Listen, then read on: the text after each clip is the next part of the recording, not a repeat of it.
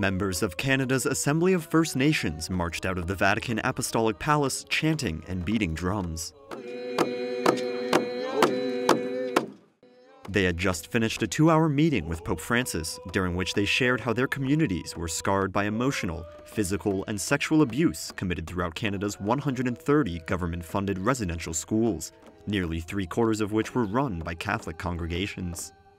We're here at this really divine moment to allow the messengers here to share the voices of our people, that the things that happen to us, it should never have ever happened.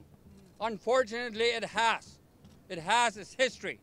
And so we're here to tell you the truth. Among their requests for reparations is that Pope Francis traveled to Canada to offer a formal apology to Indigenous Canadian communities on behalf of the Catholic Church. Our preference is for the Holy Father to come to Canada, apologize on Canadian soil, and do it on one of our territories. That is our hope and wish, and we made that very clear to the Holy Father. The focus of their meeting was to share their reality with the Pope, and they say they were encouraged by his willingness to listen to their stories and hear their concerns, such as those over the thousands of unmarked graves on the properties of former residential schools.